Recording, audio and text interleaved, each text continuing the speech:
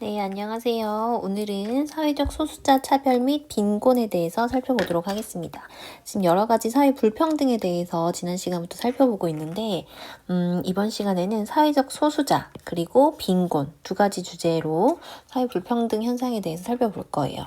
그래서 오늘 학습 목표는 사회적 소수자의 의미와 차별 양상, 해결 방안을 모색할 수 있다. 그리고 두 번째, 빈곤의 의미와 양상을 파악하고 빈곤 문제의 해결 방안을 모색할 수 있다.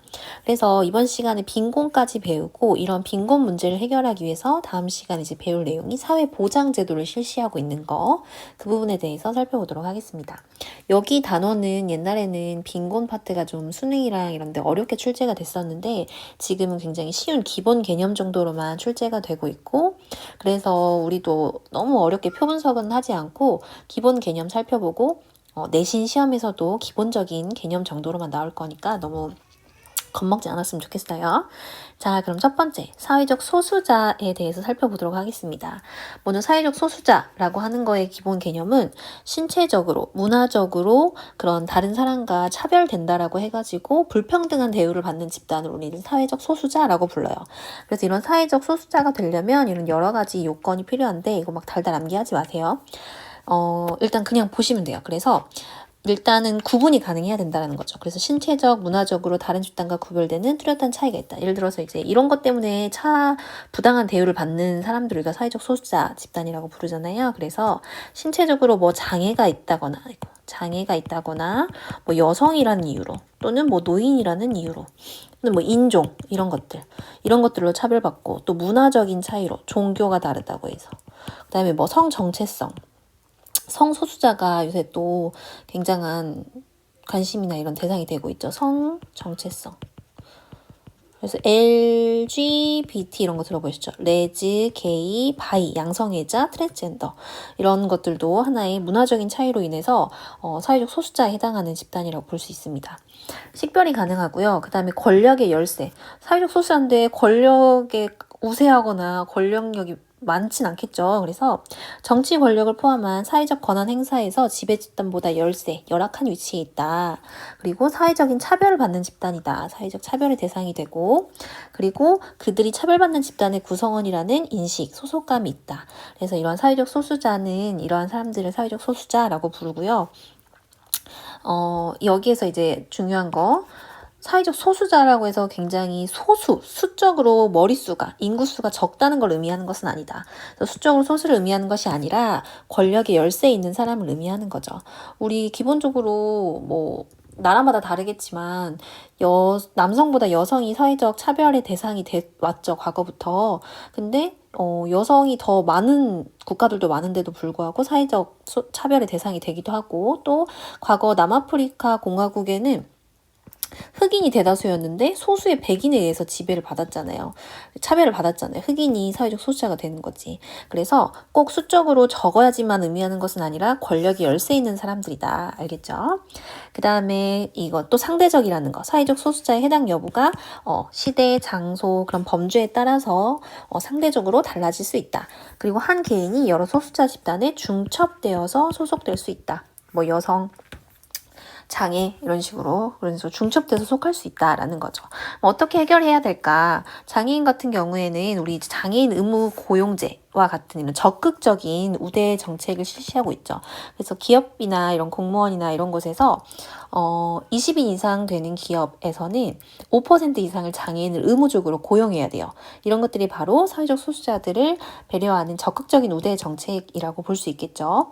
하지만 어떤 논란이 있냐? 다른 사회적 소수자가 아닌 다른 사람들에게 오히려 역차별이 발생할 수 있다라는 그런 문제점이 있다라는 거. 역차별. 니은은 뭐 지워도 돼요. 역차별 논란 가능성이 있다. 그래서 또 해결 방안, 편견이나 고정관념, 우리 사회 의식적인 차원에서는 이러한 해결 방안을 제시할 수 있는 거죠. 그래서 사회적 소수자는 이 정도의 개념, 그리고 여기 수적으로 소수를 의미하는 것은 아니다라는 거, 중요한 포인트 정도로만 기억하고 넘어가시면 될 것 같아요. 그 다음에 여기서 더 중요한 주제, 빈곤입니다. 빈곤이라고 하는 거, 우리가 나 쟤보다 좀 사고 싶은 것도 잘 못 사고 상대적으로 가난한 것 같은데 이렇게 느끼는 빈곤도 있고 아니면은 객관적인 기준에 의해서 우리가 빈곤을 파악합니다. 우리가 지금 배울 거는 객관적인 기준에 의한 빈곤이에요. 그래서 여기 보시면 주관적인 빈곤. 이거는 자신의 욕구 수준보다 충분한 경쟁력을 갖추고 있지 못하고 느끼는 거고 이거는 그냥 개인이 자신이 그냥 주관적으로 느끼는 거고요. 이제 여기 나와 있는 두 가지 빈곤이 중요한데 이거는 둘 다 객관적인 기준이 있어서 그 기준에 미치지 못하는 빈곤을 의미합니다.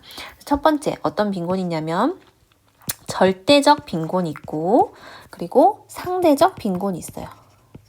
이 상대적 빈곤이랑 주관적 빈곤이랑 헷갈리시면 안 돼요. 상대적 빈곤도 객관적인 기준이 있다는 거 꼭 기억을 하셔야 되는데 이제 하나씩 설명을 드릴게요. 절대적 빈곤이라고 하는 건 뭐냐면 인간다운 삶을 살기 위해서 최소한의 생활 수준을 유지하기가 곤란한 상태를 의미해요. 그래서 우리 매년 통계청에서 물가 상승률이라든지 이런 걸 고려해가지고 인간다운 삶을 살기 위해서 의료비는 어느 정도로 필요하고 식비, 주거비 이런 것들이 어느 정도로 필요한지를 계산을 해. 그래가지고 발표를 해. 그래서 혼자 사는 뭐 1인 가구 기준, 1인 가구 기준, 2인 가구 이런 식으로 최저 생계비를 기준으로 합니다. 그래서 일반적으로 최저 생활에 드는 금액을 기준으로 측정을 하고 우리나라에서 절대적 빈곤은 가구 소득이 최저 생계비 들어보셨죠? 이런 거. 최저 생계비라는 객관화된 기준에 의해서 규정이 된다. 그래서 올해 2025년 1인 가구 혼자 사는 사람한테 한 달 동안 최소한의 인간다운 삶을 살기 위해서는 얼마 정도 들 것 같아요, 여러분? 막 어떤 친구들은 막 150, 200 이렇게 하는데 그 정도에 누릴 거 다 누리는 게 아니라 진짜 최소한의 인간다운 삶을 살기 위한 최소한의 수준이에요. 그래서 올해 거 보니까 77만 원 정도 되더라고요. 그래서 이 77만 원이라고 하는 최저 생계비에 미치지 못하는 가구 여기서 예를 들면 쭉 혼자 사는 사람을 이렇게 쭉 일렬로 세웠을 때 소득 수준이 높은 사람부터 낮은 사람까지 혼자 사는 사람들 쭉 일렬로 세웠을 때 여기 소득 수준이 77만 원 이하에 해당하는 여기 사람들 우리는 절대적인 빈곤 가구에 해당한다. 절대적 빈곤 가구. 이렇게 부르는 거죠. 이해되시죠? 그래서 특징을 보시면 사회 구성원의 소득 분포를 고려하지 않는 개념이란 평가를 이건 무슨 말이냐면은 그냥 그 77만 원 이하면 무조건 절대적인 빈곤 가구 이렇게 이제 해당이 되잖아요. 그래서 상대적으로 이 부분이 소득 수준이 높은 사람들이나 이런 걸 고려하지 않고 그냥 딱 77만 원 기준으로 해서 소득 수준이 거기에 못 미치는 사람들을 절대적 빈곤으로 규정을 하기 때문에 전반적인 그런 수준을 고려하지 않는 개념이라는 평가를 받습니다. 그리고 심각하게 박달된 상태에 있는 계층이 빈곤층으로 정의된다. 이게 특징이죠, 특징. 그래서 절대적인 빈곤은 이렇게 측정을 하는 빈곤의 개념이고 반면에 이제 좀 상대적인 빈곤은 기준이 좀 달라요. 그래서 사회 구성원, 그 사회 구성원의 수준을 고려해요. 사회 구성원 다수가 누리는 생활 수준에 이르지 못하는 상태를 의미한다. 그래서 여기에서의 그 한계점이라고 볼 수 있었던 해당 사회 전체 가구의 소득 분포를 고려해서 결정한다는 거죠. 우리나라에서는 어떻게 하고 있냐면 중위소득이라고 하는 중위소득의 50% 미만에 해당하는 사람들을 상대적인 빈곤 가구라고 규정을 해요. 이건 무슨 말이냐면 여기도 역시 똑같이 혼자 사는 1인 가구를 기준으로 했을 때 가장 우리 한국 사회에서 1인 혼자 살고 있는 사람들의 모든 월 평균 소득을 다 이제 데이터가 있을 거 아니에요. 그래서 가장 소득 수준이 높은 1번째 진짜 부자겠죠. 1번째 사람부터 가장 소득 수준이 낮은 사람, 가장 끝번을 쭉 일렬로 세워요. 그 다음에 가장 가운데, 예를 들어서 100명이 있다고 쳐봐. 그럼 이제 100번째가 되겠죠. 여기가 100번째 가구.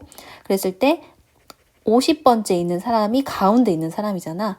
이 50번째 있는 사람이 바로 그 사람의 소득이 중위, 가운데 있는 소득이 되는 거야.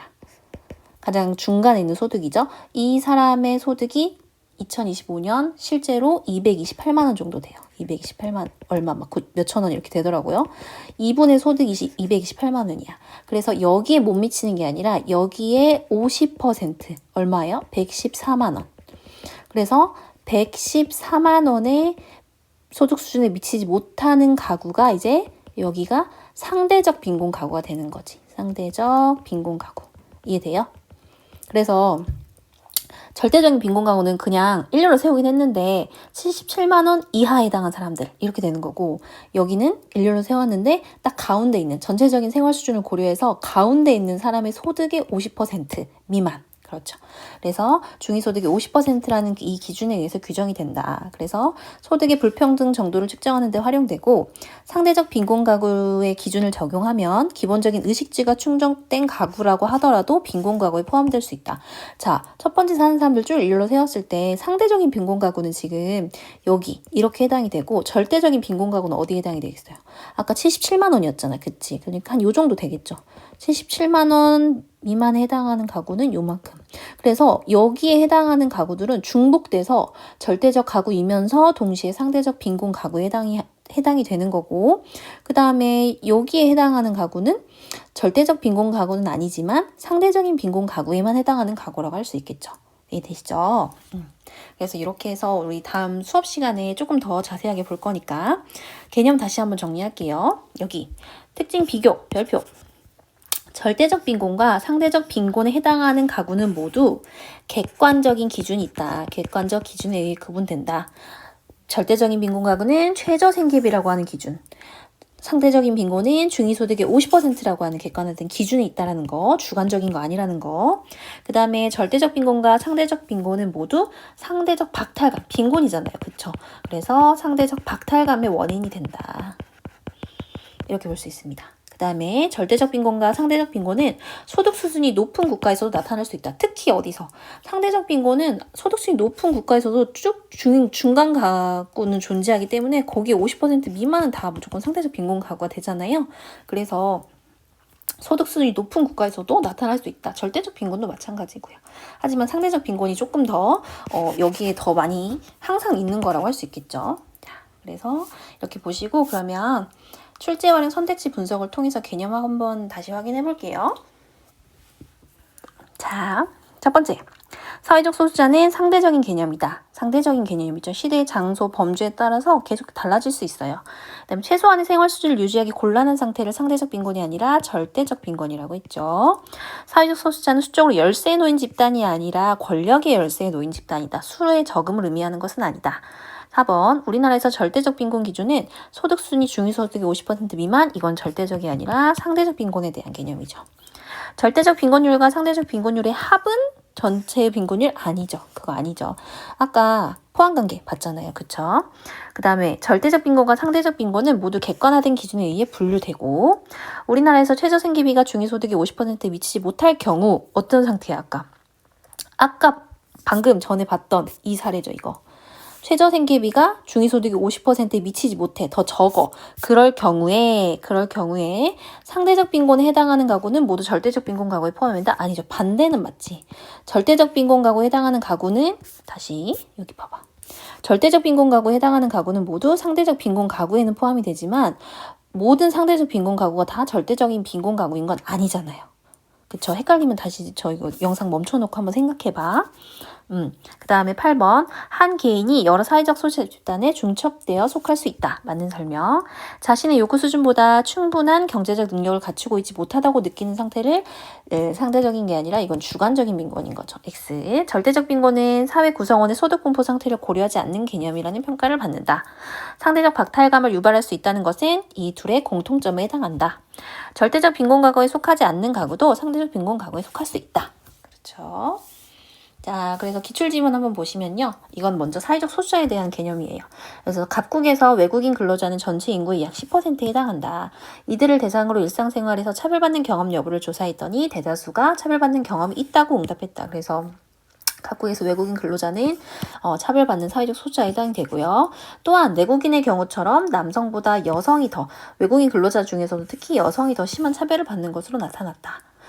두 번째 사례, 울국은 A국과 B민족으로 구성되어 있는데 B민족이 전체 인구의 70% 정도임에도 불구하고 정도임에도 정치 경제의 대부분을 장악한 A민족으로부터 차별을 받는다. 즉 수적으로 많다고 해서 사회적 소수자가 안 되는 것도 아니고 적다고 해서 소수자가 되는 것도 아니고, 그죠? 그 다음에 한편 울국에서는 종교에 따른 차별도 존재하는데 비민족의 경우 국구가 아닌 타 종교를 믿는 사람들은 종교에 의해서 문화적인 차이로 인해서 지금 사회적 소수자로 차별받고 있다. 이런 사례입니다. 그래서 이제 이렇게 사례만 한번 살펴보면 될 것 같고요. 이제 두 번째 빈곤과 관련된 한번 볼게요. 내용. 일반적으로 빈곤은 인간의 기본적인 욕구와 관련된 물질적 결핍이 만성적으로 지속되는 경제적 상태를 의미한다.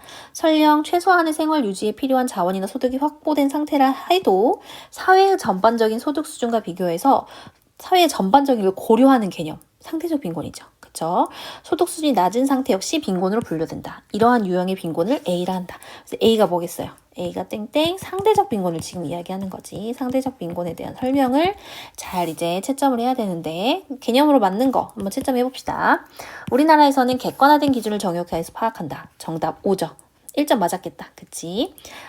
상대적 빈곤의 객관화된 기준이 뭐예요? 중위소득의 50%. 그죠? 그럼 이건 아직 모르니까. 그 다음에 소득 수준이 높은 국가에서는 나타나지 않는다. 소득 수준이 높은 국가에서도 나타날 수 있다. X. 이렇게 보시면 되겠습니다. 자, 오늘 개념 여기까지 하고요. 수업 시간에 확인 문제로 또 확인해 볼게요. 고생하셨어요.